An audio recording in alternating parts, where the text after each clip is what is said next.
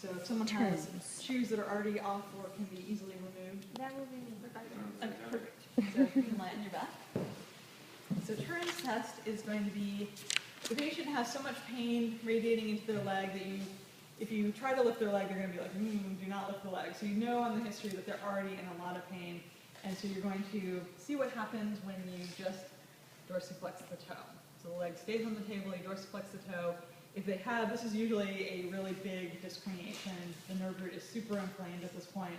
And so just that little bit of stretch, they're going to be like, ooh, ow, that's really painful. And it creates that shooting, pain, tingling numbness into their leg, usually going below the knee.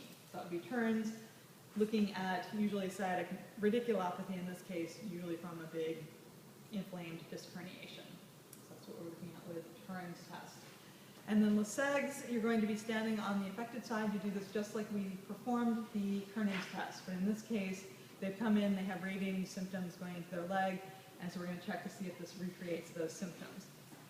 So as we lift the leg, we're going to lift them up to hip at 90, knees at 90 degrees, and usually at this point they don't have the symptoms because the nerve is slack, so it has a nice relaxed nerve, and now we're going to try to stretch that nerve by straightening the knee, and if they get those symptoms recreated or exacerbated going into the leg in a sciatic distribution, that would be suggestive of sciatic neuropathy or sciatic radiculopathy.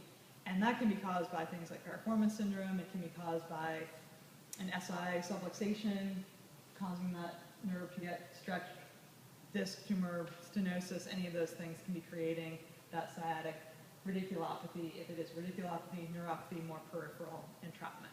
All right, so that is your Lesegs test, performed the same way as the Koenig's test, but just different history and different findings. Dull posterior thigh pain on any of these is just going to be your tight hamstrings. Any local non-dermatomal pain would be your false positive, suggesting local situations like lumbar involvement or DJD, things like that would be more local symptoms. And then let's do our bowstrings test. The bowstrings, you can lift the leg until they get the symptoms, and then you're just going to bend the knee a little bit, put that knee under your shoulder. You're going to take your two thumbs and press in just proximal to the popliteal fossa. So you're going to press in against that sciatic nerve, looking for recreation or exacerbation of those sciatic symptoms going into the leg below the knee, suggesting sciatic neuropathy or sciatic radiculopathy. So that would be our positives on bowstring. And then Bonet's is looking more specifically for piriformis syndrome. So for that one, we're going to lift the leg. Oh, okay. Got some symptoms. We're going to internally rotate and then adduct across. And if they get pain, tingling, numbness into the leg below the knee in a sciatic distribution, that would be suggestive of piriformis syndrome. The piriformis externally rotates though, right? Yeah, so now we're stretching across. Okay, so that's what I'm saying. Yep, exactly.